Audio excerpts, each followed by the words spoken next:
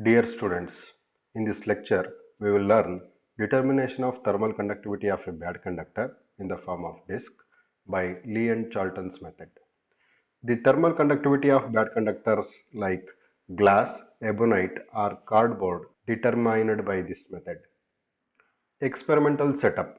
The operator consists of circular metal disc C, or it is called lease disc, connected by strings from stand.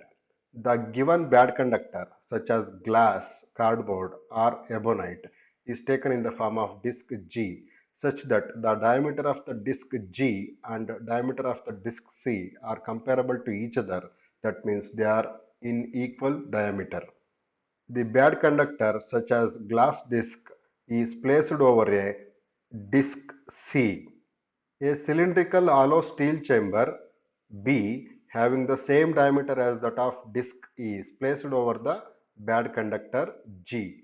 There are holes in the steam chamber and the slab through which thermometers T1 and T2 are inserted to record the respective temperature theta 1 and theta 2. Now we will study procedure for doing this experiment. Connect the chamber, that means this steam chest, to the distant boiler, that means steam will be coming inside from this steam in. Then record the temperatures of steam chamber B and disk C at intervals of 5 minutes until the thermometers show steady state temperature for a period of at least 10 to 15 minutes. That means both the thermometers read same temperature at this steady state temperature. Now we will look upon mathematics of this study or this experiment. Amount of heat conducted through the specimen per second is given by Q is equal to Ka into theta 1 minus theta 2 divided by Y. That means it is the thermal conductivity of a bad conductor, where Y is the thickness of bad conductor G, K is the coefficient of thermal conductivity, A is the area of the disk C, theta 1 and theta 2 are the steady temperatures of B and C. Now we will find the area of the disk. At this stage, the top surface of the disk is covered by the bad conductor. That means radiation is taking place only from the bottom surface area and curved surface area. Now the total area of the disk C is given by area of the bottom surface area, which is circular. For that we will have pi r square, that is area of circle, plus curved surface area. Curved surface area has thickness d and the circumference of that curved surface area of circular disc C is 2 pi r. Then the curved surface area is given by 2 pi rd. 2 pi rd is the curved surface area and pi r square is the bottom surface area of disc C. Therefore, if we take common factor pi r, then we will get pi r into r plus 2d as the total area of the disc C. Look at this picture. In this picture, I am talking about the area of circular disc C.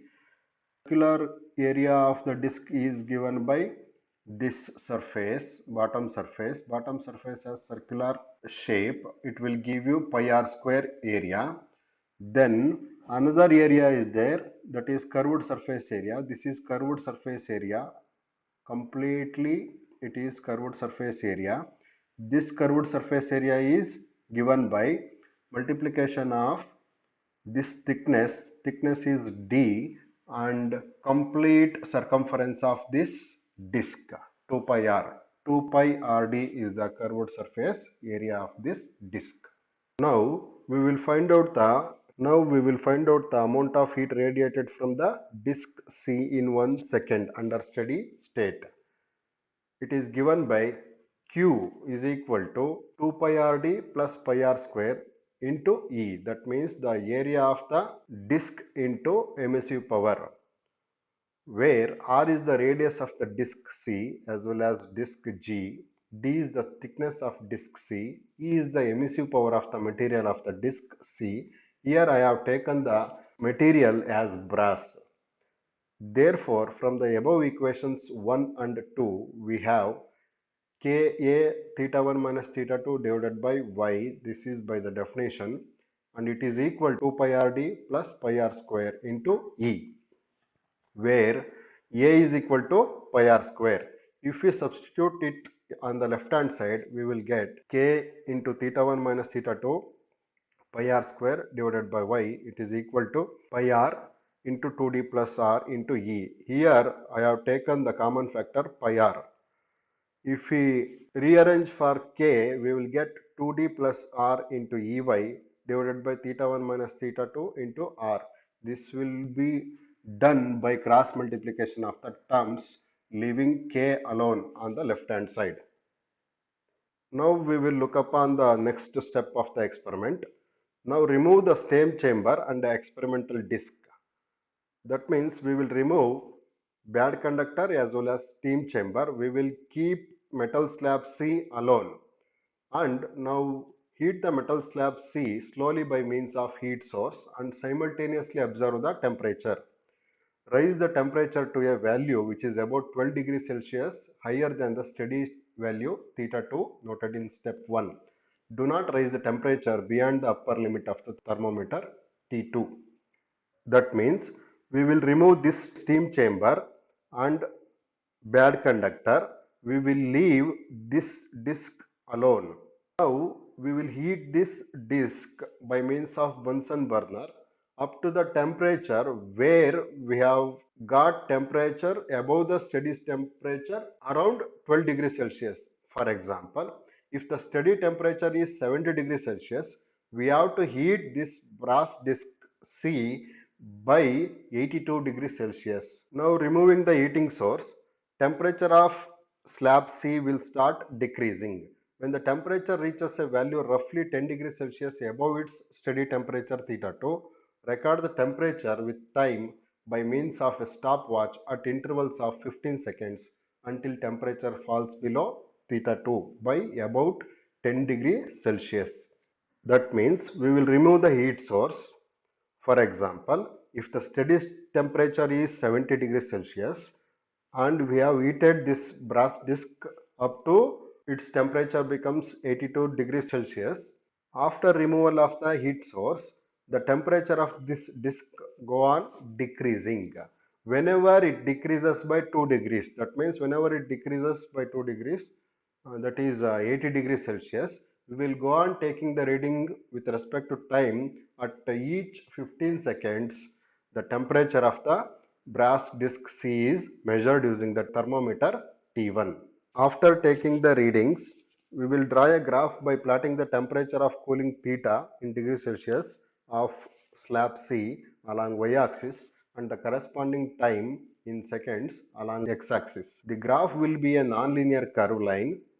Draw a tangent to the curve around theta 2 and then find d theta by dt, that is slope around theta 2. This is the graph which is plot temperature versus time. Temperature is in Celsius, time is in seconds. It will be a curve, then the tangent is drawn at the point steady temperature theta 2.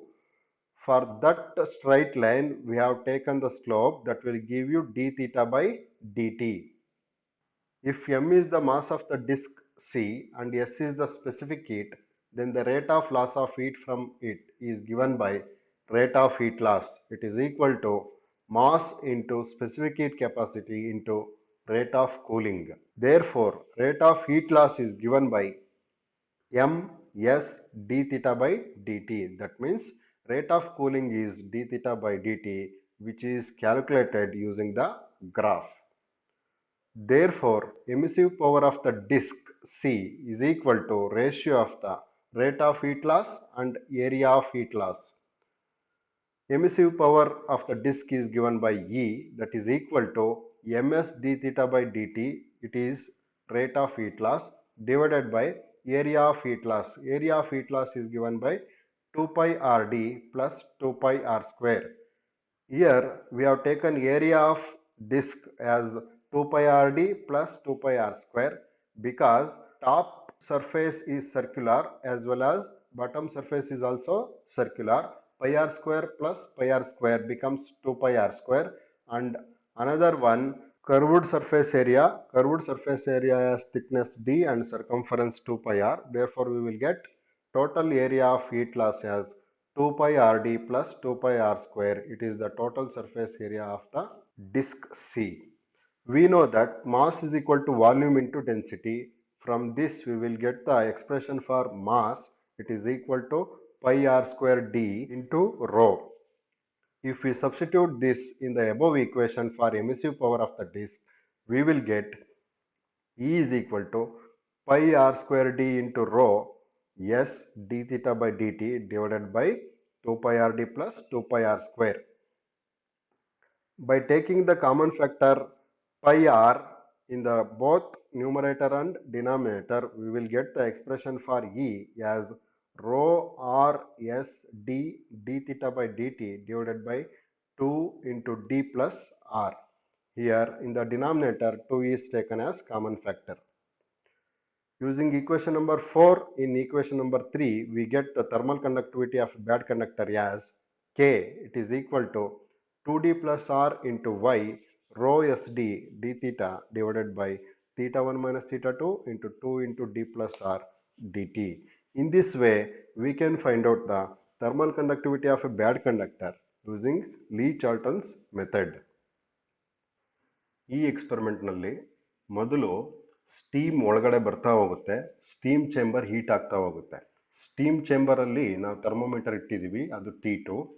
ಆವಾಗ ಅದು ಟೆಂಪ್ರೇಚರ್ನ ತೋರಿಸ್ತಾ ಹೋಗುತ್ತೆ. ಆ temperature steam ಚೇಂಬರ್ದು increase ಆಗ್ತಾ ಹೋಗುತ್ತೆ. ಈ steam ಚೇಂಬರ್ನ ನಾವು bad conductor surface ಮೇಲೆ ಇಟ್ಟಿದ್ದೀವಿ, ಅದರ ಟಾಪ್ ಸರ್ಫೇಸ್ ಮೇಲೆ ಇಟ್ಟಿದ್ದೀವಿ.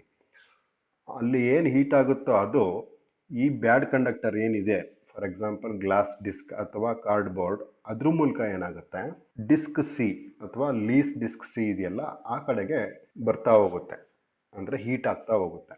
ಅಂದರೆ ಸ್ಟೀಮ್ ಚೇಂಬರಿಂದ ಬ್ಯಾಡ್ ಕಂಡಕ್ಟರ್ ಹೀಟ್ ಆಗಿ ಬ್ಯಾಡ್ ಕಂಡಕ್ಟರಿಂದ ಡಿಸ್ಕ್ ಸಿ ಹೀಟ್ ಆಗುತ್ತೆ. ಆವಾಗ ಟೆಂಪ್ರೇಚರ್ ಥರ್ಮೋಮೀಟರ್ ಅಲ್ಲಿ ಜಾಸ್ತಿ ಆಗ್ತಾ ಹೋಗುತ್ತೆ. ಈಗ ಟೆಂಪ್ರೇಚರ್ T2 ಜಾಸ್ತಿ ಆದಂಗೆ T1 ಕೂಡ ಜಾಸ್ತಿ ಆಗ್ತಾ ಹೋಗುತ್ತೆ. ಬಿ ಜಾಸ್ತಿ ಆದರೆ ಟೆಂಪ್ರೇಚರು ಸಿನಲ್ಲೂ ಕೂಡ ಟೆಂಪ್ರೇಚರ್ ಜಾಸ್ತಿ ಆಗುತ್ತೆ.